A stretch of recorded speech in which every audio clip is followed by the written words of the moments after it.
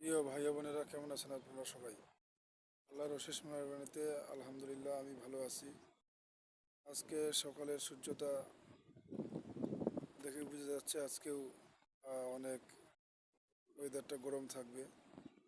আজকে ফ্রাইডে, তো শুক্রবার বিষয়ে আমি ছোট্ট ছোট করে কিছু কথা বলতে চাই।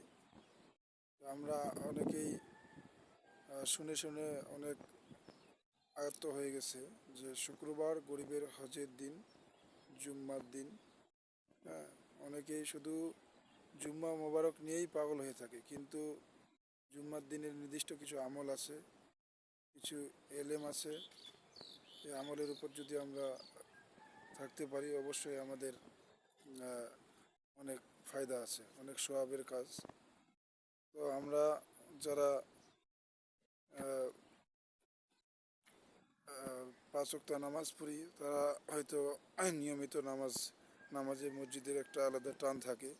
আর যারা পাঁচ ওয়াক্ত নামাজ পড়ি না, তো আমি বলতে চাই যে এই শুক্রবার আগে ভাগেই মসজিদে যাওয়ার, কারণ যে আগে মসজিদে যাবে তার জন্য সওয়াবের বরাদ্দটা আলাদা থাকে, যে দ্বিতীয়বার যাবে তার জন্য আলাদা, এভাবে তৃতীয় চতুর্থ, এভাবে কনস্ট্যান্টলি এক একজনের এক একভাবে তারা সওয়াব পেয়ে থাকবে। অতএব আমরা সবাই চেষ্টা করব মসজিদে আগে আগে যাওয়ার, কারণ আপনারা জানেন নামাজ ব্যতীত কোনো কিছুই সম্ভব নয়। আপনি পৃথিবীতে আর যাই করুন না কেন, যদি নামাজটা আপনার ঠিক না থাকে, আপনি চির অশান্তিতে ইহকালেও থাকবেন, পরকালেও থাকবেন। হ্যাঁ, পৃথিবীতে আসলে কোনো কিছুই স্থায়ী নয়।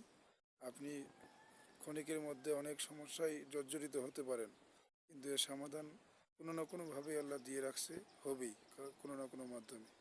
হয়তো সাময়িক একটু কষ্ট হবে, দুঃখ হবে, কিন্তু এটার সমাধান আছে। কিন্তু একবার পৃথিবীতে চলে চলে গেলে নামাজের যে হিসাবটা, যে এই ডিউ থাকলো, এই নামাজের বাকি যে থাকলো, এই বাকিগুলো হিসাব পূর্ণ করতে কিন্তু জীবনের অনেক খেসারত দিতে হবে। তো আমি, আপনারা জানেন, নতুন করে কিছু বলার নেই, যে আল্লাহ তাআলা বলছে যে আমি মানুষকে সৃষ্টি করেছি শুধু আমার ইবাদতের জন্য, দাসত্ব করার জন্য, গোলামি করার জন্য। সূরা জারিয়াত আয়াত নম্বর 56।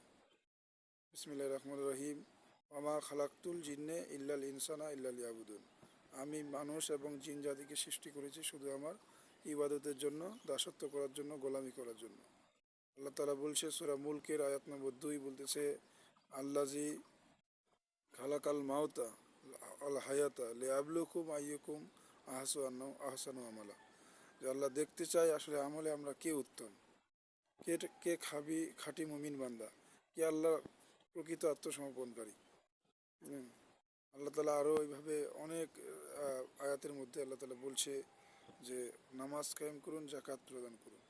জাকাত সবার জন্য ফরজ না, কিন্তু নামাজের হিসাব আমাদেরকে আহ, পুরোপুরিভাবে দিতে হবে।